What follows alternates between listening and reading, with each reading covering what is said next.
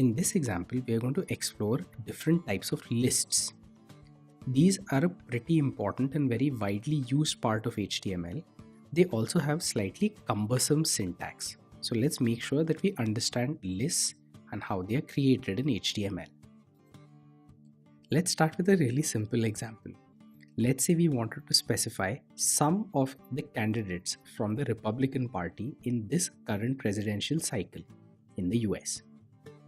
Let's say we wanted a list of these candidates. Specifically, there are 5 candidates that we'd want to include in our list, and their names appear on screen now. If we want the names of these candidates to appear in a nicely formatted way in an HTML page, we've got to make use of a list. Now this list could be bulleted or numbered. Let's start with a bulleted list. Let's say we'd like a list like that which appears on screen right now. The HTML for this is also on screen. It includes an opening and closing pair of elements called UL. UL stands for unordered list. It's used to signify the start and end of the list. Remember this again. UL stands for an unordered list, in other words a bulleted list, and a UL element encloses within it all of the values that will comprise the list. Now, you may or may not know that the character for a bullet is just a Unicode character. In other words, you could create a list, a bulleted list, by explicitly including a certain character code in the body of your HTML. But you should never do this. You should always use the UL HTML element instead. Why is that? Because using the UL HTML element gives you the great advantage of being able to style your lists to control their appearance using a CSS. This goes back to the point that we were discussing when we spoke about quotes. Anytime that you can use an HTML element to specify some kind of formatting, do so. Doing so allows you greater granular control via cascading style sheets or CSS.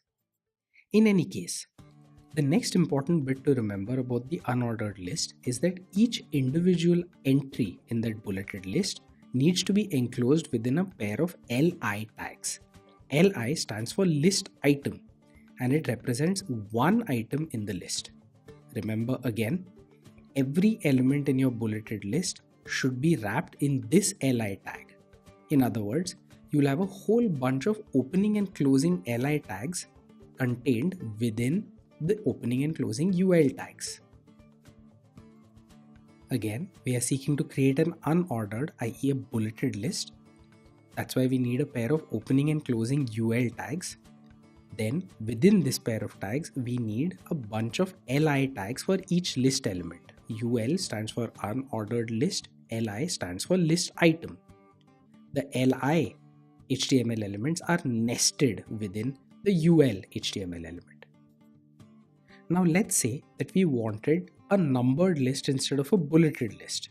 Instead of having the names of these candidates appear the way they do right now with bullets next to them, what if I'd like to reflect their current ranking in the polls? Would I then go ahead and append the words or the letters 1, 2, 3 and so on ahead of their names? No. Instead, I would just use an ordered list. Now, if UL was the tag for an unordered list, what do you think the tag is for an ordered list? Well, the answer is simple. It's OL. Again, remember to use the OL element and not just numbers when you want an ordered list. The correct way to get an ordered list is using the OL HTML element. Why? Well, there are 2 reasons. The first is, like we discussed before, you can control the look of each of your elements using a style sheet. And the second, maybe even more immediately relevant, is that HTML will keep track of these numbers for you. On the other hand, if you had explicitly added these numbers, each time the order of the candidates changed, you would need to go ahead and change all of their numbers. And that's really it. That's really the only difference between the OL and the UL elements. OL stands for ordered list and is used to hold a bunch of values where there is some inherent intrinsic ordering in the list. Other than that, the elements of the list are specified in exactly the same way by using the li tags, li standing for list element. And this aspect of an ordered list is identical to that of an unordered list. The li works with an ordered list just as easily as it does with an unordered list. Remember, however, that li stands for list element and so by definition needs to be inside a list. It never makes sense to use an li tag when it's not inside a ul or an ol tag. Folks do not use the ol element as often as they should. They often make the mistake of including the numbers manually inside their text. Again, that's a mistake. Doing so means that you own the numbering and you own the formatting. Just use the ol element and the browser will take care of ordering and numbering your elements as they should be. And here now is one little bit that's worth reiterating. I'm not sure whether you noticed this, even though we had commented on this briefly, but it's important to realize that the li tags are nested and appear inside, entirely within the ol or the ul element. Again, there are a whole bunch of li elements, all of which lie entirely inside the ol element. This is an excellent example of nesting of HTML elements. The list element is nested inside the ordered list element, which stands to reason. The ordered list itself is nested because it appears inside the body element, which in turn appears inside the HTML element. This natural ordering of all of the contents of the HTML actually should mirror the structure of the page. This is exactly the skeleton that we were talking about when we were discussing the HTML. The h2 tag is nested within the body element, and that's because the body defines all of the tags which appear within it.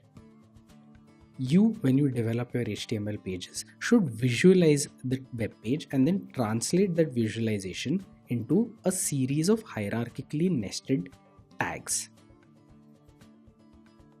One tag is wrapped inside another. This lends a nice hierarchical structure to any HTML page, and this hierarchical structure is the foundation of JavaScripts working with the HTML.